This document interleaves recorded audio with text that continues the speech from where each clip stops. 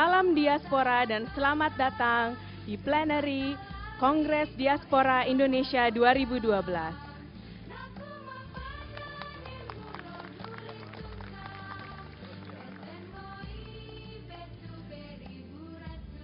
We kindly invite all panelists of the Plenary of the Congress of Indonesian Diaspora 2012 to come forward to the stage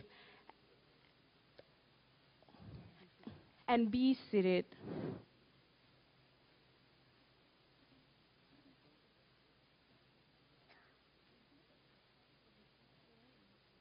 Testing. Salam Diaspora. Good. Saya mohon maaf atas keterlambatan, tapi we had a very long night last night, all of us. Event that was supposed to end by 9:20, I think, ended by 11. I see everyone was dancing with Ruth Sanaya, including myself, but I had to hold myself back. So, but we have a great show, and people keep trickling in, so please come in and get your seats up front. I want to invite everybody to give a big warm applause to our special guest tonight. Today. This is a plenary session, and what we will do here is to discuss the overall themes that that define our Congress. This is where we talk about how do we connect with one another and how do we multiply opportunities and how do we create shared prosperity between Indonesia and Indonesian diasporas. And we have a very good an excellent list of speakers today. I will not read their bio because their bio will be placed on the screens, but these are people who are extremely successful and extremely thoughtful and visionary, and they have lots to say and lots to share with us for our work later on in defining the substance of our Congress.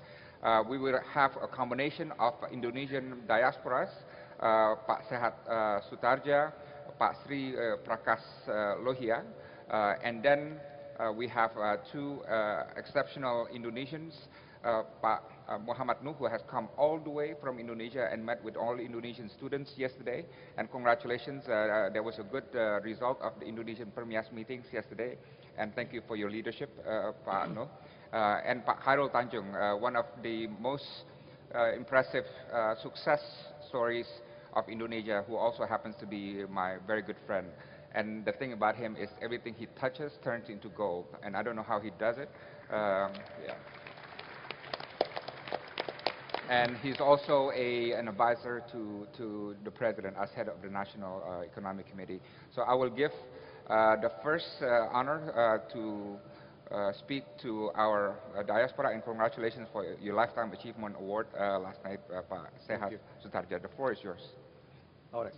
Yeah. Thank you, Ambassador Dino. By the way, Pak Sehat, you're free to sit or to stand. Yeah. I guess I will sit there. Okay. Thank you. I don't know if there was an instruction to stand or not. Okay. Yeah, but after seeing the video from our president on the importance of diaspora to him and to the country, you know, I decided to change my script. Okay, so I mean going from script to non-script. I rather probably speak from my heart. You know, diaspora is truly an important milestones for Indonesians. Indonesian diaspora is an important milestone for the country. Well, it's not because it's something new. Okay, it is something that's been going on for thousands of years. If I learned from my history books when I was going to school in Indonesia, I mean, I'm sure many of you have learned the same thing, that there were immigrations to Indonesia has been going on for more than 3,000 years, starting from the Indians bringing the Hindus and the Buddhisms to Indonesia. You see all these, some of the biggest temples in the world were built in Indonesia by the Indians. And that was close to 2,500, maybe even 3,000 years ago. And you have about 600 years ago from the Muslim traders from the Middle East moving to Indonesia, and we have 400 something years ago from the Europeans coming to Indonesia for different reasons, and 100 years or so ago when many of the Chinese immigrants from China immigrated to Indonesia. So immigrations to Indonesia has been going on for thousands of years. And if you look at the immigrations to the United States, it's only been going on for a few hundred years. And you think about the saying of United States as a land of opportunity. Yes, United States is a land of opportunity. This is the reason why the immigrants from all over parts of the world, not just half a dozen or countries, they have immigrated to Indonesia for the last 3,000 years, but they have hundreds of countries coming to, some of the best citizens from these countries have come to the United States to pursue their dream, to work together in the country. So this has been going on in Indonesia for 1,000 years, and for the same reasons. Okay, all these people, they're from India, from Middle East, came to Indonesia to look for a better place to improve their lives, to better place to find a place for better opportunities. So this is nothing new. Now, what's happening differently in the last, let's say, the last 30 years or so, immigrations from Indonesia has been going the other way around, so going from Indonesia out of the countries. And specifically, like people like you and I, maybe like many of the last generations of Indonesians have gone out of Indonesia, have done so because of trying to pursue the educations outside Indonesia. And there's a fundamental reason to that, is because Indonesia has only been going have gotten the independence as a country for what, 67 years now, so a very short time. 30 years ago, if you look at the education system, Indonesia was not strong enough to support some of the dreams that people like me had. Okay, if I want to go study electronics, I have to go outside the country to study, to pursue my dream of electronics. So many of you also have gone, many of your parents, send you as kids, to the United States for exactly the same reasons. So in a sense, you are actually, people like you and I are ambassadors of the country, Indonesia, just like informally, I should have said, just like Indonesia's Padino, for example, as ambassadors of the country, except more as a formal representative of the country. But in case you didn't notice, some of the people that we send to outside the countries, like Padinos, are some of the best citizens of Indonesians. And we wonder why our president sends Padino to the U.S. Thinking of some of these best minds that Indonesians have to the United States. Well, the reason to that is because our presidents have a bigger thought. I think this is what I think. He thinks big. For Indonesia to be successful, he needs to send some of these best citizens to the best ambassadors to the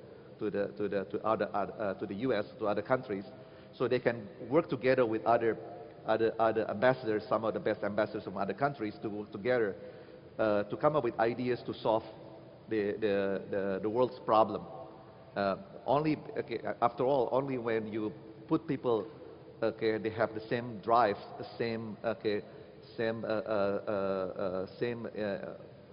drive to solve the world's problem, that you can solve the world's problem. For the same reasons, when you put, when you send all the kids, they want to study electronics to the U.S., whether they are from Indonesia or from Taiwan or from Korea or from Japan. When they put all these people together, something good will happen out of it. So so this is great. But this is initially this is great for the host country. In this case, the host country is United States.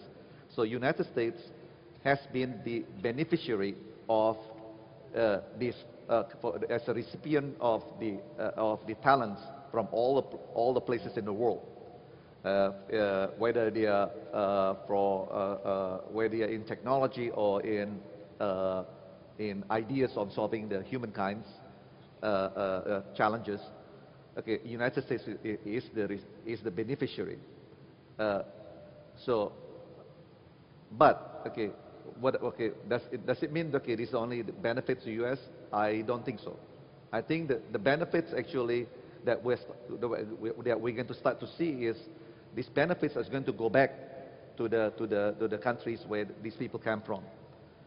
If you look at in technology, myself, when I studied this electronics when I was 12 years old, we started with single transistors to a few transistors on the system.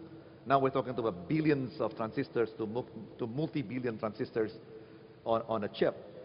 So why is that important? Well, this is very important because now we live in an era where almost anything that we can build can be built at the price of a cup of coffee. So this means that if we just look into leveraging all this technology that we already developed back into our countries, we can actually leapfrog. We can basically leapfrog to the next generations. We can actually bridge the gap of the poor and the rich. We can improve our education levels across all the places in the different islands in Indonesia, for example. And I'm really, really excited actually to live in this era. I don't think if I was born maybe like 10 years earlier, I think I will never see this opportunity to participate into this event.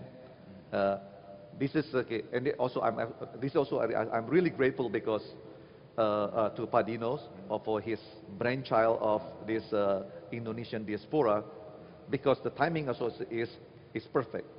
I'm also grateful with our presidents during the president's speech yesterday for his support, for his vision, also for his vision to bring these talented pools of talented Indonesians, to attract them back to Indonesia, or at least to have them to advise Indonesians on how to move forward. After all, if you look in histories of the developing world versus the developed world, the developed world not necessarily wants to help the developing world. They want to keep the developing world stay one step or maybe two steps behind. So if you look at the technologies that the developing world obtained in the last 30, 40 years, these were second-hand technology. Because their interest is to keep you in the string, so to keep the developed world, a developing world to be always relying on the developed world. So we as Indonesians, they have, some of us they have contributed to the world in technology, for example. We have actually should have a different interest. Our interest should be how to help Indonesia to move forward, how to leapfrog, because we can see what's coming in front of us. 2-3 years from now, what's coming? What's the technology going to be available for the rest of the for the developed world? before they even plan to deploy that, we need to also, our interest is to help our native countries to make sure that we stay ahead, just like the developed world. So I'm really, really excited about this because, I see like when you say the sun and the moon and the earth all aligned. We have the visionary like Padinos, championing this event, driving this, because we thought somebody driving this. I think all this brain power that we have, that Indonesia have, will be wasted. I mean wasted not for. I mean would not be wasted in the host country, but maybe it's got wasted in. No, we don't get the benefits out of all the hard work that we have all put into this. So I'm really excited to be involved in this, and to see that finally, after all the hard works that, like I said, myself have done personally in the last 30 years doing this, I can see that somehow if I can help Indonesia, our country, to be prosperous, using technology to drive every day of our life, so that we can be more productive and to become, as the President said, to be part of the G10. Yes. Okay. Thank you. Thank you. Thank you very much. Thank you. You know, my grandfather, he said that he was wondering if Indonesia would ever catch up with the developed world. And you said something important. You said it's not just catching up, it's you can even leapfrog. So that's, I wish every Indonesian could hear what you said. Let's give a big hand to that. And obviously, in order to do that, we need human development, human resources skill, and this is where you come in. And I would like to invite Minister of Education, Pak Nuh, to enlighten us on the education front. What we do is we just get all the speakers out to say their words, and then we'll open the floor for question and answers at the end. Pak Nuh, the floor is yours. Ya, terima kasih Pak Dino. Assalamualaikum warahmatullahi wabarakatuh. Waalaikumsalam. Selamat pagi, salam sejahtera, dan salam diaspora. Salam diaspora.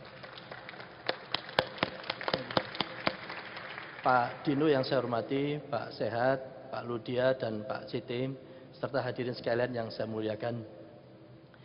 Saya ingin memberikan 3 catatan dalam kesempatan ini. Catatan yang pertama adalah catatan tentang pentingnya kesyukuran menjadi orang Indonesia. Jadi saya awali dari situ dulu, bahwa kita ini harus bangga dan bersyukur menjadi orang Indonesia. Saya mencatat ada 20 alasan mengapa kita harus bangga dan bersyukur menjadi orang Indonesia. 20 alasan. Ya, saya hanya menyampaikan 2 alasan saja. Alasan yang pertama adalah dari 7 miliar penduduk dunia, tidak semuanya ditakdirkan menjadi orang Indonesia. Hanya 240 juta.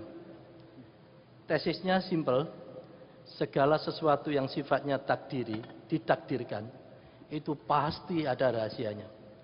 Mengapa kita tidak ditakdirkan menjadi orang Nigeria, kok jadi Indonesia? Itu pasti ada rahasianya. Jangan dikira menjadi orang Indonesia itu mudah. Jangan dikira. Kalau ibu-ibu dan bapak sekalian memahami fenomena imigran gelap yang menuju ke Indonesia, baru tahu betapa susahnya menjadi orang Indonesia. Dia harus rela berkorban, merantau, ternyata akhirnya ditangkap sama polisi, dikembalikan lagi. Tidak jadi menjadi orang Indonesia lah. Kita ini bersyukur betul menjadi orang Indonesia. Yang kedua, ini yang luar biasa. Hanya pada periode 2010-2035 lah, Indonesia dikaruniai satu karunia yang belum pernah diberikan oleh Yang Maha Kuasa kepada bangsa Indonesia sejak Indonesia merdeka. Apa itu? Bonus demografi. Yaitu populasi usia produktif yang jumlahnya luar biasa, dan itu terjadinya di 2010 sampai 2035 wallahu alam kapan lagi nanti akan dapat seperti 2010-2035. Apa rahasianya? Pak Sehat barangkali nanti bisa menjelaskan. Rahasianya salah satu diantaranya, kira-kira begini, kalau kita melakukan kontemplasi, saya pun juga mencoba, apa ya kira-kira rahasianya mengapa populasi produktif itu tahun 2010-2035. Hasil perenungan yang kami lakukan, kira-kira begini. Bangsa Indonesia, kamu dulu waktu merdekanya itu, nyebut-nyebut nama Tuhan itu. Bahwa kemerdekaan ini adalah berkat rahmat Allah. Kan begitu. Di teks proklamasinya bunyinya begitu. Oleh karena itu aku berikan kembali suatu karunia yang belum pernah aku berikan sepanjang sejarah kemerdekaan bangsa ini, populasi usia produktif, untuk kamu pakai menyambut 2045, 100 tahun Indonesia merdeka. Tanda-tanda menuju kebesaran itu ada. Tinggal kita bisa nggak melihat tanda-tanda itu. Dan orang yang paling celaka adalah orang yang tidak bisa membaca tanda. Contoh paling sederhana, kalau kita mengendarai mobil, ketemu traffic lights, orang Surabaya bilangnya Bang Jo, abang dan ijo, ya. Abang jalan, ijo celakalah di situ. Itu gara-gara tidak bisa melihat tanda merah dan hijau saja. Apalagi sebagai bangsa tidak bisa melihat fenomena yang begitu besar. Oleh karena itu, dua itu paling tidak yang menyebabkan kita harus bersyukur dan bangga menjadi orang Indonesia. Populasi produktif, bonus demografi. Tetapi bonus demografi ini akan berubah menjadi demographic disaster apabila populasi produktif tadi itu haho semua. Tahu haho? Lolak lolok. Tahu lolak lolok? Dia tidak nyandak sama sekali. Ini sekalian belajar bahasa Jawa lah gitu. Kan yang namanya diaspora itu kan keanekaragaman. Mulai dari yang bahasa Inggris 100%, saya tak mengimport sebagian bahasa Jawanya. Ya. Nah, fenomena yang menarik itu sekarang ini adalah fenomena IT. Fenomena IT. Di dalam IT itu ada 3 dalil yang paling penting. Zaman sekarang itu ada 3 dalil. Dalil pertama dalilnya Pak Mur. Pak Mur, tahulah Pak Mur. Yaitu yang menemukan chip pertama kali. Tentang pentingnya kecepatan. Dalil yang kedua adalah dalilnya Pak Metcalfe. Yaitu tentang pentingnya konektivitas. Beliau merumuskan dalam rumus yang sangat sederhana sekali di dalam menerjemahkan konektivitas itu, yaitu N kali N-1, di mana N-nya itu adalah node atau titik, dan banyaknya hubungan tadi itu ya N kali N-1. Sehingga kalau ada 2 titik, titik A sama titik B, maka 2 kali 2-1, berarti ada 2 keterhubungan, A ke B, B ke A. Coba bisa dibayangkan, kalau 100 titik, berarti 100 kali 100 dikurangi 199. 99 kali 100 bisa dihitung dengan mudah. Oleh karena itu, keberadaan dari diaspora ini, semangat diaspora ini adalah semangat konektivitas. Begitu terkoneksi, siapapun yang mencintai dan bangga terhadap Indonesia, maka disitulah akan terjadi hubungan yang luar biasa, kolaborasinya. Tetapi ini yang menjadi persoalan. Koneksi saja belum memberikan makna. Koneksi saja belum memberikan makna. Yang memberikan makna, kalau konektivitas tadi itu ada mobilitas kemanfaatan yang berjalan. Di dalam IT sudah tidak lagi penting mengenai jarak.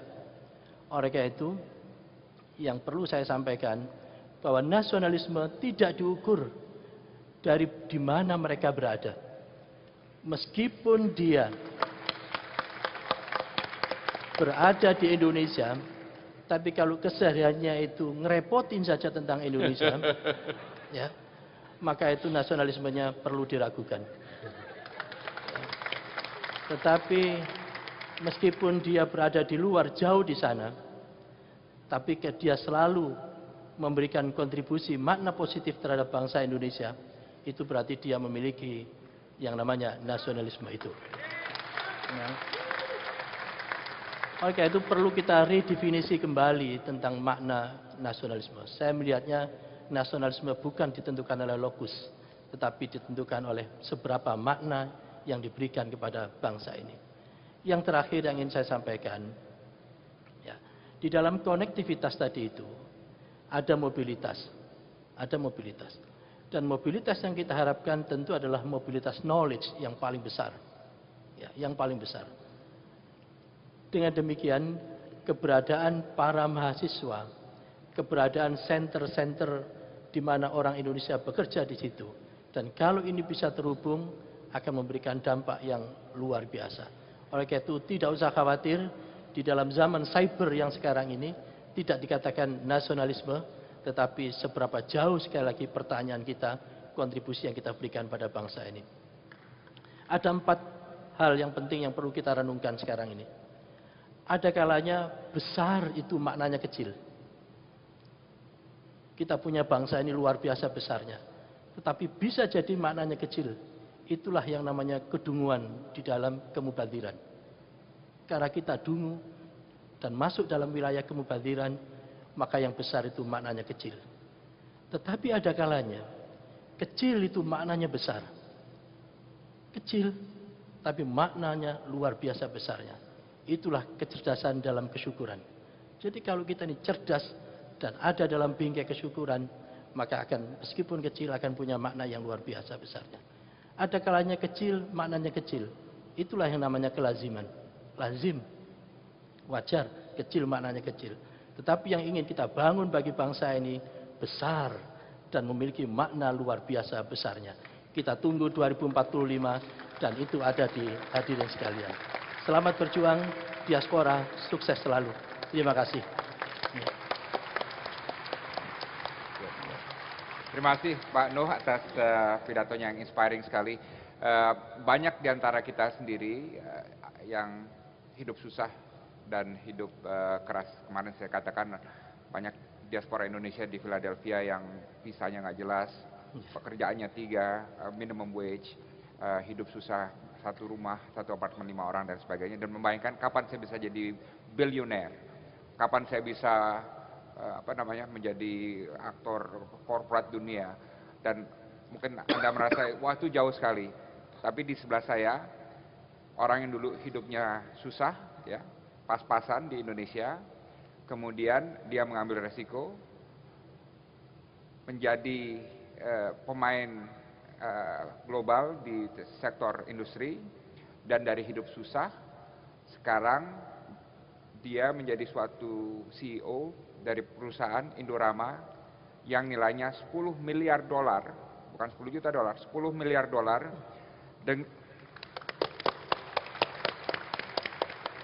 dengan 39 pabrik termasuk di Amerika sendiri, salah satunya saya pernah kunjungi, di 20 negara dengan pekerja 20.000 orang. Beliau sekarang jet setting antara Jakarta, Singapura, dan London. Jadi saya hitung Pak Lohia sebagai diaspora Indonesia yang London based. Ya. But please share us your views Pak on your success story and what they need to learn about it. Silakan Pak Lohia. Ladies and gentlemen, it is a great honor for me to be present today on invitation of Pa Dino, and I congratulate him for arranging such a great event in LA and bringing all the diaspora to a global event for the first time. I have lived in Indonesia for 40 years and a naturalized Indonesian for last 30 years, so I am qualified for a diaspora. Almost all my life, 2/3 of my life I have spent in Indonesia only. Let me speak about myself and how I made my company Indorama truly global and share some of the thoughts about Indonesian business environment with all of you to encourage you to go back home and look at Indonesia at a different angle. First, I would like to tell a little about myself and my journey as an industrialist to Indonesia. I moved to Jakarta in 1972 from India and set up a small textile factory in Purwakarta, 120 kilometers away from Jakarta, with workforce of 2,700 people and a turnover of $10 million. It was a small organization, but we tried to build up and we wanted to grow more vertically integrated. We were buying raw materials from Taiwan. So in 1992, we invested in raw material manufacturing of polyester fibers in Indonesia with technology from Japan and German. That was our first big step, and we used financial institutions like IFC, DEG, FMO for that initiatives. And we went public also in 1990. After 1992, we made new plant in 1995 for the PET resin, which is the Coca-Cola and Pepsi-Cola bottles and water bottles which you buy. It was the biggest plant in Southeast Asia in 1995 with technology from DuPont. Then crisis came in Indonesia. We thought, what should we do? If we are staying and being depressed, we cannot get anywhere. It should better that we look for overseas. We were one of the few companies in Indonesia which paid all the banks, financial institutions fully without any haircut. And that was, we had a $175 million syndicate loan we paid in year 2000 to all the banks. So it created our credibility that there are companies who can fulfill their commitments. So all the banks which we were working, they persuaded us that why not you come overseas and do business. So we started looking overseas, and today we have got 39 factories in 20 countries, and our turnover is $8.4 billion last year. This year will be around $10.5 billion, and we have got 20,000 people working around the globe. So Indonesia, we have got 8,000 workers, and we are 5 locations, and our turnover in Indonesia will be about $2 billion next year. We are very, very happy with our Indonesian investments and where we have learned everything from the start. I will speak that what are the things which are made our success. Few things. First is our dream to grow global. Because if you are a small player in a domestic environment, you cannot really think global. You should go and put plants in different countries. We are in Europe, we are in America, we are in Africa. In America, we have got plants from South Carolina, North Carolina till Alabama, and from Chicago to Texas and Mexico. So we try to cover the whole geography of the US, and mostly our business is in PET resin. You drink Coca-Cola, Pepsi and water bottles. Every third bottle in US and every third bottle in Europe is made from Indorama resins today. So we always invested in the best technology and always invested in big size plants. So our cost was always lower than any other person in the world. So that is the first thing is important, that always invest in a high capacity equipments in a mass production commodity market. So that's why we are successful, and we always say with proud that all our factories produce and make profit. That's the most important thing. We should not think globally, but individually, that every business you have, they should be operate profitably. Secondly, about the financial resources, are very important, that you must have a good liquidity in the business. If you are only borrowing, you are never going to be successful and you are going to be in a debt trap. So we always try to keep our borrowings not more than 1.5 times of our capital. And also we try to keep our EBITDA to the borrowings not more than 3 times. So we try to keep very, very strong financial discipline in all our businesses, because anything 2009 can come, 2008 can come. Crisis is never that we can always say it is a one-way street. Like in Europe we are having, now we have got this crisis in Europe, in Spain, in Portugal or in Greece. Tomorrow it can be anywhere.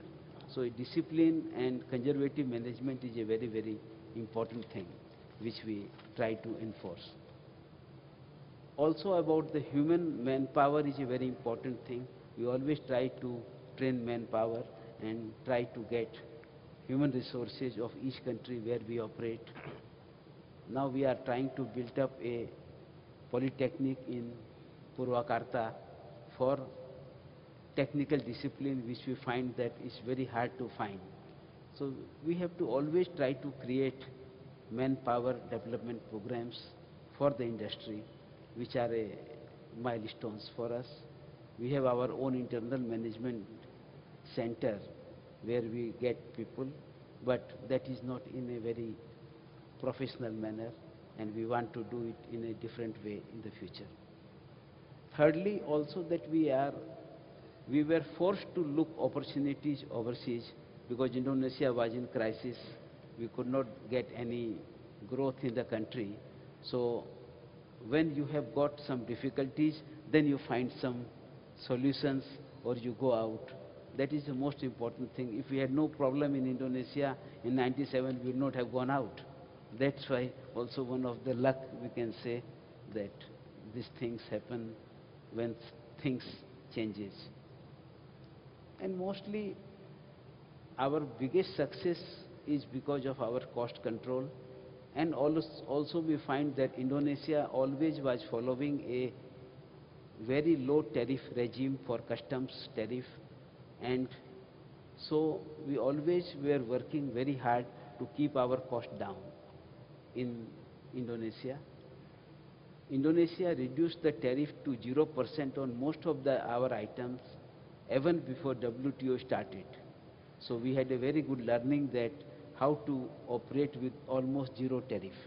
So I will always say that Indonesia is a very good ground for us, and when we can work with zero tariff, we can work anywhere in the world, because in Europe, America, everywhere there is no tariffs. So Indonesia was a good learning ground for us and a teacher for us.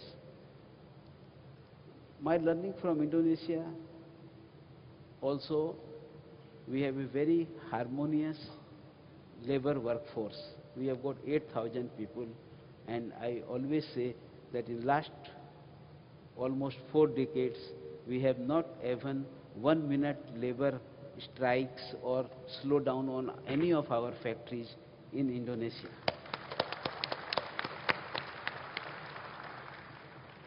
We can always say that we have to be good, but sometimes we have to be good also does not happen if the other sides are not dedicated and disciplined and hard-working people. So I always say that Indonesian workforce is one of the best workforce. People will say that Chinese workforce is better, but I say that today Indonesian workforce is same level as a China and maybe more cost competitive today. I can say that because we have plant in China also, that's why I can compare. Finally, ladies and gentlemen, I would like to say that you should be proud that you come from such a great country with a hard-working and disciplined workforce and people who are really smiling and trying to help you out.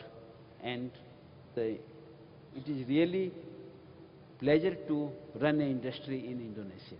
That is just something which we always should feel.